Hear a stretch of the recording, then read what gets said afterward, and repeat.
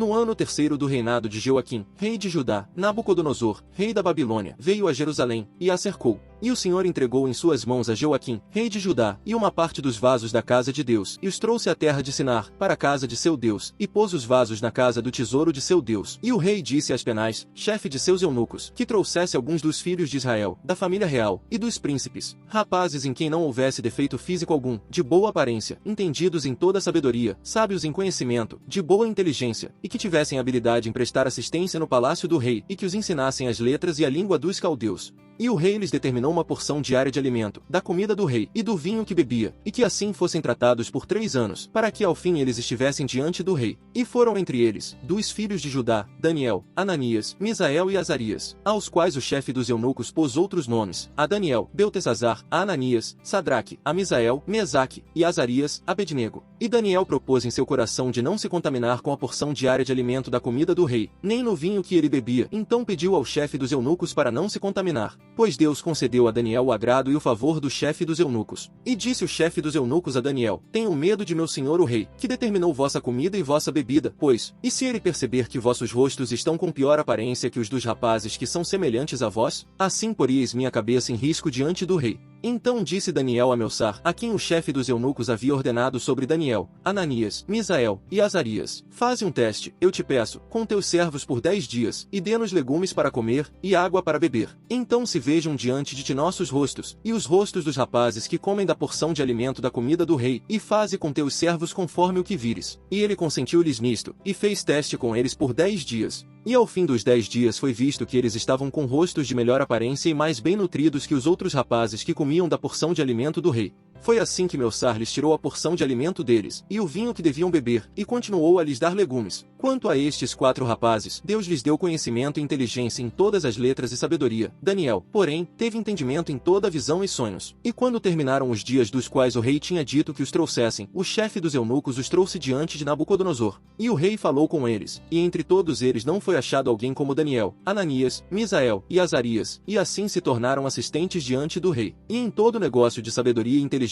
que o rei lhes demandou, achou-os 10 vezes melhores que todos os magos e astrólogos que havia em todo o seu reino. E Daniel esteve até o 1º ano do rei Ciro. E no 2º ano do reinado de Nabucodonosor, sonhou Nabucodonosor sonhos, e seu espírito se perturbou, de modo que perdeu o sono. E o rei mandou chamar magos, astrólogos, encantadores e sábios dos caldeus, para que explicassem ao rei seus sonhos. Eles vieram, e se apresentaram diante do rei. E o rei lhes disse, sonhei um sonho, e meu espírito está perturbado para saber o sonho. Então os caldeus falaram ao rei em língua aramaica, ó rei, vive para sempre vive, dize o sonho a teus servos, e mostraremos a interpretação. Então o rei respondeu aos caldeus, e disse, minha decisão é firme, se não me mostrardes o sonho e sua interpretação, sereis despedaçados, e vossas casas se tornarão em monturos. Mas se mostrardes o sonho e sua interpretação, recebereis de mim presentes, recompensas e grande honra, portanto, mostrai-me o sonho e sua interpretação. Responderam pela 2ª vez, e disseram, diga o rei o sonho a seus servos, e mostraremos sua interpretação. O rei respondeu, e disse, eu bem sei que vós quereis ganhar tempo, porque sabeis que minha decisão é firme. Pois se não me mostrardes o sonho, haverá uma única sentença para vós, pois preparastes uma resposta mentirosa e perversa para dizer diante de mim, até que o tempo se mude. Portanto, dizei-me o sonho, para que eu tenha certeza de que podeis me mostrar sua interpretação. Os caldeus responderam diante do rei, e disseram, ninguém há sobre a terra que possa mostrar a palavra do rei, pois nenhum rei, príncipe, nem governante, jamais exigiu coisa semelhante a algum mago, astrólogo ou caldeu, pois a coisa que o rei exige é tão difícil que não há quem a possa revelar diante do rei, a não ser os deuses, cuja morada não é entre a raça humana. Por isso o rei se irou muito e se enfureceu. Então mandou matar a todos os sábios da Babilônia. E publicou-se o decreto, e os sábios foram condenados à morte, e buscaram a Daniel e a seus companheiros para serem mortos. Então Daniel falou de forma cautelosa e prudente a Arioque, capitão dos da guarda do rei, que tinha saído para matar os sábios de Babilônia. Ele respondeu e disse a Arioque, capitão do rei, por que houve este mandamento do rei tão repentinamente? Então Arioque explicou o ocorrido a Daniel. E Daniel entrou, e pediu ao rei que lhe desse tempo para que ele mostrasse a interpretação ao rei. Então Daniel foi para sua casa, e contou o ocorrido a Ananias, Misael e Azarias, seus companheiros, para que pedissem misericórdia do Deus do céu sobre este mistério, e que Daniel e seus companheiros não perecessem juntamente com os demais sábios da Babilônia. Então o mistério foi revelado a Daniel em visão de noite. Então Daniel louvou ao Deus do céu. Daniel falou, e disse, bendito seja o nome de Deus para todo sempre, porque a ele pertence a sabedoria e o poder, e ele é o que muda os tempos e as estações, ele tira os reis, e confirma os reis, ele é o que dá a sabedoria aos sábios. sábios, e conhecimento aos entendidos. Ele revela o profundo e o escondido, conhece o que está nas trevas, e a luz mora com ele. A ti, ó Deus de meus pais, te agradeço e louvo, pois o Senhor me deu sabedoria e poder, e agora me fizeste saber o que te pedimos, porque tu nos fizeste saber o assunto do rei.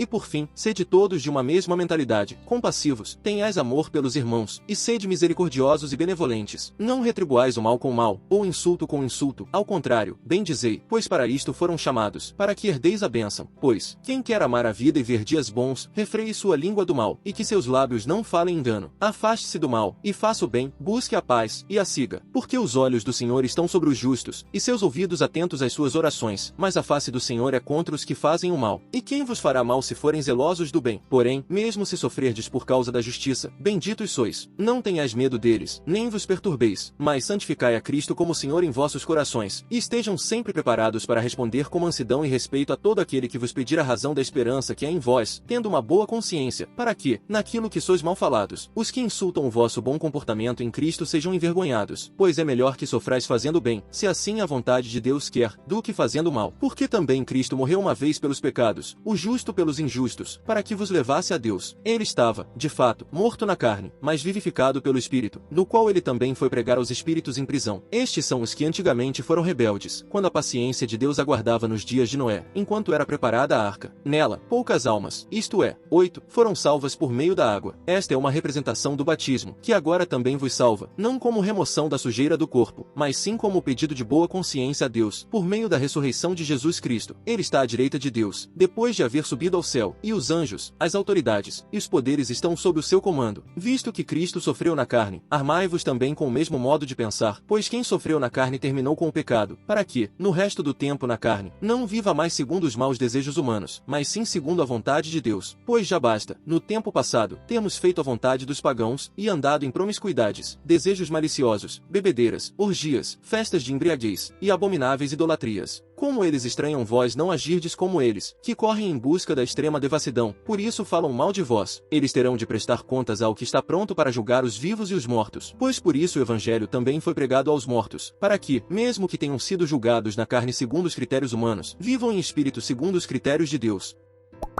Bem-aventurado o homem que sempre mantém seu temor, mas aquele que endurece seu coração cairá no mal.